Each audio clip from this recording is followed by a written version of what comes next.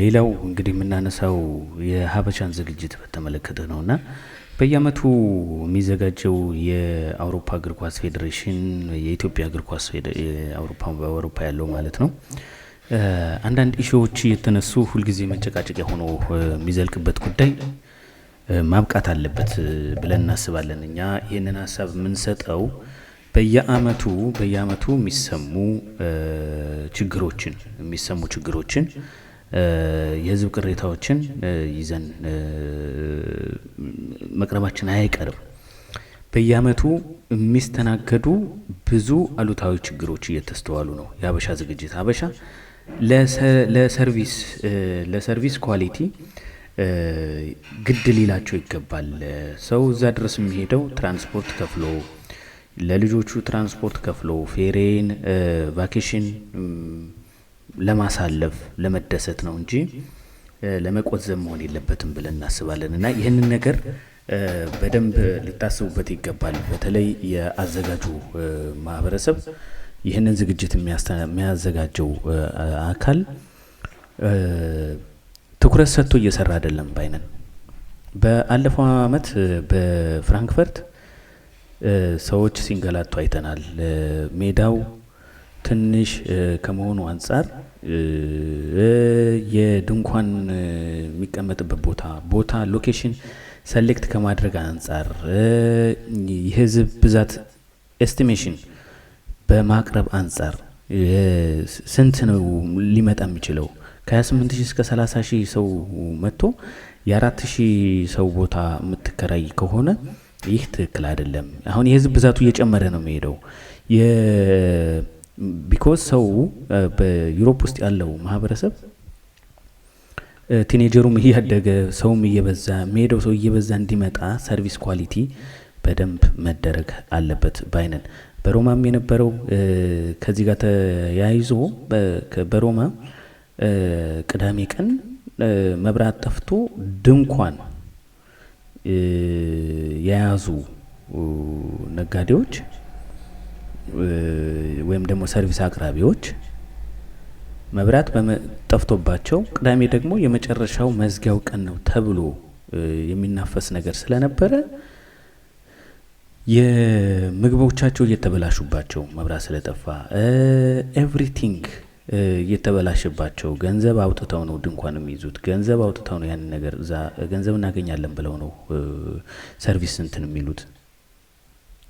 እንዲህ አይነት አጉል ነገሮች እየተበራከቱ በመጡ ቁጥር ህዝቡን ማሰላቸትና ህዝቡ እንደዚህ አይነት ከሚወደው ዝግጅት እንዲታቀብ የምታደርጉ ሰዎች እንድትቆጠቡ እንትን ማለት አስፈላጊ ነው። ካልሆነ ሪፎርም ያስፈልጋል ከተባለ ሪፎርም መደረግ አለበት። የዝግጅት አስተባባሪዎች ሰርቪስ ማቅረብ የማትችሉ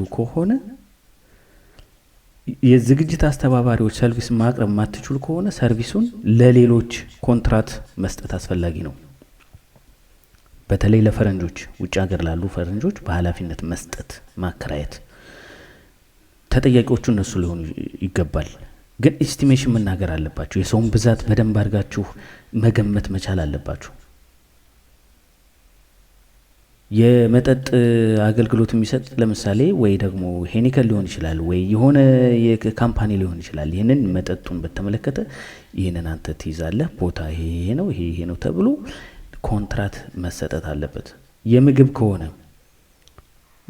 ለሌሎች ኮንትራቶች ለውጭ ኮንትራት መሰጠት አለበት ባይነን። የሀገራችን ደግሞ ባህላዊ ምግቦችን በተመለከተ ለነሱም አስፈላጊውን እንትን መደረግ አለበት። ኢቨንት ፕላነር ያስፈልጋቸዋል። እንደዚህ አይነት ትልቅ ዝግጅት ሲደረግ ኢቨንት ፕላነር ያስፈልጋቸዋል። ቡጄ መሰራት አለበት። ኤቭሪቲንግ በደንብ የሆነ ዲቴል የሆነ አካውንታቢሊቲ እና ምንድነው የሚባለው ሪስፖንሲቢሊቲ ያለበት ትራንስፓረንሲ ያለበት አሰራር መካሄድ አለበት። በድብብቅ አንዱን እየኮነነ በድብብቅ አንዱን ሌላውን በጥርጣሬ ያየ ከሌ የፖለቲካ ፓርቲ ነው፣ የፖለቲካ አስተሳሰቡ በዚህ መንገድ ነው፣ ከሌ ደግሞ የዚህ ፖለቲካ ርዕዮተ ዓለም አራማጅ ነው፣ ስለዚህ ይሄ እንደዚህ ይላል እየተባለ አንዱን እየጠረጠረ እርስ በራስ መተማመን የሌለበት አሰራር ሲመጣ የሚጎዳው ወገናችን ነው። የሚጎዳው ከመላው አውሮፓ መከራውን አይቶ በየቦታው የሚሄደው የሚንገላታው ህብረተሰባችን ነው። የዚህን ህብረተሰብ ፍላጎት በደንብ ማሟላት ተገቢ ነው ባይነን። እነዚህን አስተያየቶች በዩቲዩብ ምንድነው በቲክቶክ ላይ ሲመላለሱ አያቸዋለሁ። በደንብ ነው የሚመላለሱትና በደንብ ነው ሀሳቡን እየፈጩት። ትናንትናም ሲወያዩ ነበረ።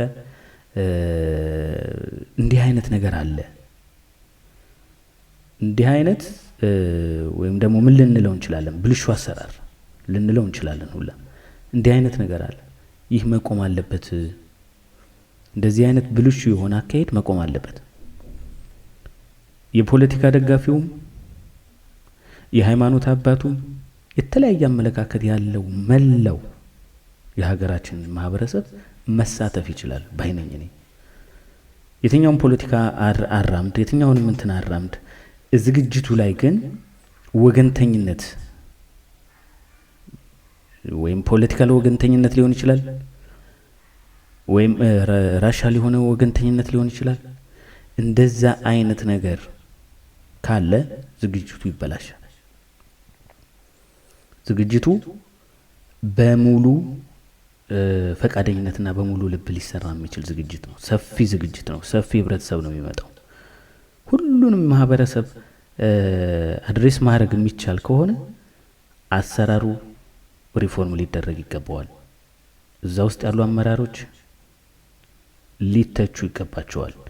እዛ ውስጥ ያሉ አመራሮች ተተችተው የማይታረሙ ከሆነ በተደጋጋሚ ስለታዩ ሪፎርሜሽን አስፈላጊ ነው። መስተካከል አለበት ብለን እናስባለን። መስተካከል አለበት። የህዝብ ሰርቪስ ተሸክማችሁ ህዝብ እናንተን አምኖ በኃላፊነት የሚመጣው ህዝብ ትልቅ ሰርቪስ ሊያገኝ ይፈልጋል እንጂ ዝም ብሎ ገንዘቡን ለማውጣት አይደለም። ለእናንተ ብቻ እኮ አይደለም ገንዘብ የሚያወጣው። በትራንስፖርት እየመጣ የሚንከራተተ ማህበረሰብ ትራንስፖርቱ የተለያየ ወጪ እኮ አለ። ይሄ እኮ ትልቅ ኢኮኖሚካል ዳሜጅ ነው እኮ። ሌትስ ሲ ከእንግሊዝ 1000 ሰው ቢሄድ 1000 ሰው የፕሌን ቲኬት ይቆርጣል። ትልቅ ኢኮኖሚካል ዳሜጅ ነው። እዛ ሄዶ ሰርቪስ ካላገኘ በተለይ ትልቅ ኢኮኖሚካል ዳሜጅ ነው ህብረተሰቡ ላይ እየፈጠራችሁት ያላችሁት። ከጀርመን 1000 ሰው ይሄዳል ብንል ዝም ብሎ በነፃ አይደለም የሚሄደው። ትራንስፖርት ከፍሎ ነው የሚሄደው። ብዙ የተለያዩ ወጪዎችን ከፍሎ ነው የሚሄደው። ትልቅ ኢኮኖሚካል ዳሜጅ ነው እዛ መጥቶ ሰርቪስ ካላገኘ፣ አገልግሎት ካላገኘ፣ ካልተደሰተ፣ በዝግጅታችሁ በደንብ ካልተደሰተ ኮንሰርት የዳዊት ጽጌ ኮንሰርት ላይ ይባላል። ዳዊት ጽጌ ተለምኖ ድብድብ ከሚፈጠር እባክህ አትርፈን ተብሎ ተለምኖ ነው አሉ የገባው። ለምንድን ነው እዛ ኮንሰርት ነው የሚያዘጋጁት ሰዎች ከዳዊት ጽጌ ጋር አልተግባቡም። አንደኛው ሌላ ይላል፣ አንደኛው ሌላ ይላል።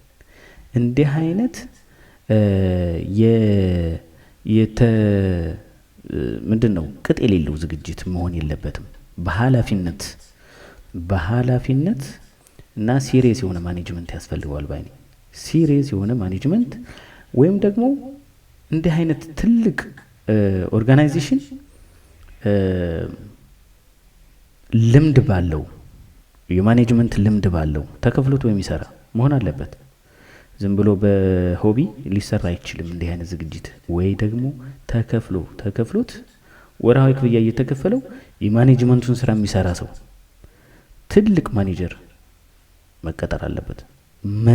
በቃ ይሄ ትልቅ ዝግጅት እኮ እየሆነ ነው ጋይሶች። 20 ዓመት ሙሉ ትልቅ ዝግጅት እየሆነ ነው። ግን እንደው በቃ ባበሻ ዝግጅት በቃ ይሄ ምንድነው በውስጥ ያለ አይደለም አምታታው አይነት ዝግጅት መሆን የለበትም። አምታታው አይነት ዝግጅት መሆን የለበትም። በደንብ የተዋቀረ ዝግጅት መሆን አለበት ባይ ነኝ። ያ ደግሞ ምን ያስፈልጋል? ማኔጅመንት ያስፈልጋል። ትልቅ የሆነ ማኔጀር ያስፈልጋል። ሌትስ አሁን እኮ እያያችሁ ነው አይደለ? ልክ አሁን ፊፋ ምናምን እንደሚባለው ይታያችኋል አይደለ? እነዚህ ሃይ ኳሊቲ ያለው ሃይ ኳሊቲ የሆነ ማኔጀር ወይም ደግሞ የዝግጅት ኢቭን ለዝግጅቱ በብዙ ብር ተከፍሎት ዝግጅቱን ፕላን የሚሰራ ዝግጅቱን ፕላን የሚያወጣ የኢቨንት ፕላነር ያስፈልጋል።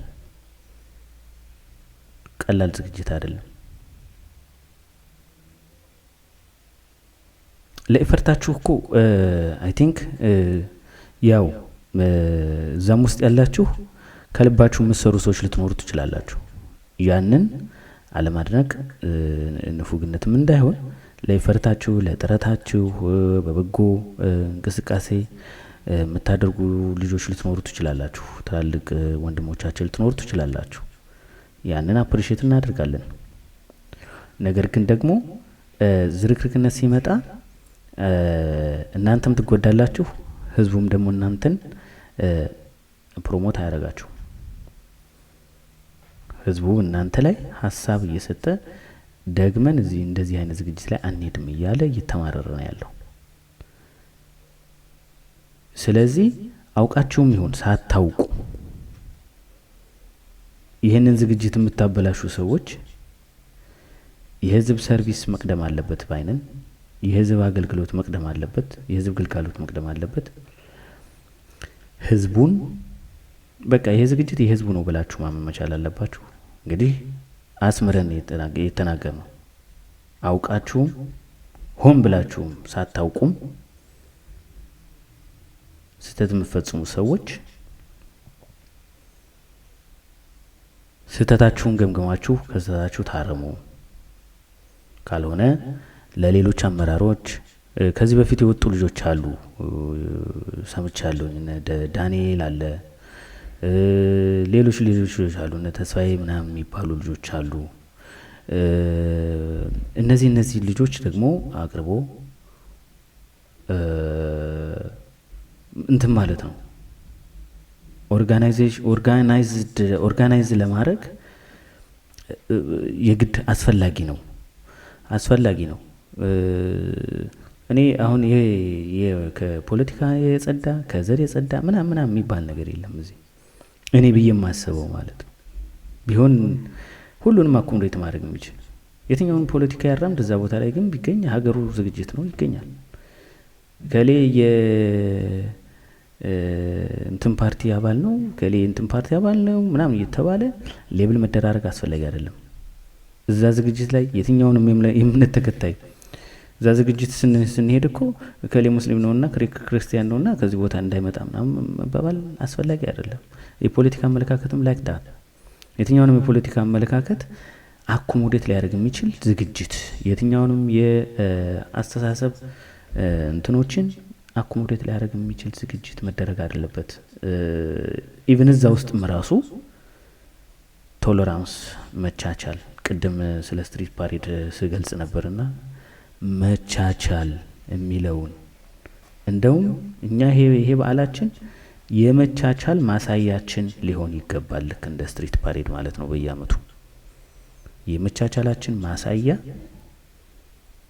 ሊሆን ይገባል ይሄ ዝግጅት እንጂ መነቋቆርና ህዝብ በራስ እንትን ውስጥ መግባት እየገቡ ህዝቡን ማስተጓጎል ተገቢ አይደለም ባይነን። እንግዲህ ዛሬ እነዚህ መሰል ዝግጅቶች ወደ እናንተ ይዤላችሁ መጥቻለሁኝ። እንግዲህ ሀሳቦቻችን ቁም ነገር የተሞላባቸው ናቸው ከሞላ ጎደል ብለን እናስባለን። ያው ህብረተሰቡን አድሬስ ማድረግ ስላለብኝ ነው። ህብረተሰቡን አድሬስ ማድረግ አለብኝ ነው እንደ አንድ ምንድነው የሚባለው ማለት ራሴን ፊገር ብዬ እንትና መቼም ምላችሁ አለ አይደለ እንደ አንድ ማይክ ይዞ እንደሚያወራ ሰው በቃ ሀሳብ መስጠት ስላለብኝ ነው። ሰጥቻለሁ። ሀሳብ መስጠት አለብኝ እና ቁጭ ብዬ ላይ አልቻልኩም እና ስለ ሀሳቦቼ ደግሞ ኃላፊነት የምወስደው ራሴ ነኝ። ስለምሰጣቸው ሀሳቦች ኃላፊነት የምወስደው ራሴ ነኝ። እንግዲህ አብራችሁ የነበራችሁት ከዩሱፍ መሐመድ ጋር ነው። ይህንንም ጠቁም እናድርጋችሁ ብለን ነው።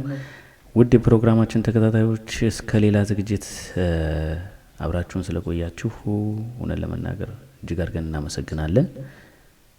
ሌላ ቀን በሰፊው ደግሞ እንመጣለን። የህዝብ ሀሳቦች ካሉ አስተያየቶች ካሉ እንቀበላለን። ላይቭ ገብቶ መናገር የሚፈልግ ካለ በስንቅ ሚዲያ ማለት ነው፣ በስንቅ መዝናኛ ስንቅ ላይቭ ላይ ገብተን ሀሳባችን እንሰጣለን። በእንደዚህ በኩል የሚለኝ ሰው ካለ በየትኛውም ሰዓት ይደውልልኝ፣ ኮሚኒኬት ላይ ያደርገኝ ይችላል። መወያየት ይቻላል፣ ማውራት ይቻላል እና ይህንን ለእናንተ ለመጠቆም ያክል ነው። ውድ ፕሮግራማችን ተከታታዮች እስከ ሌላ ጊዜ መልካም ጊዜ እላችኋለሁ። አብሬያችሁ የነበርኩት ዩሱፍ መሐመድ ነኝ። ቸርን ሰንብት። ቻው።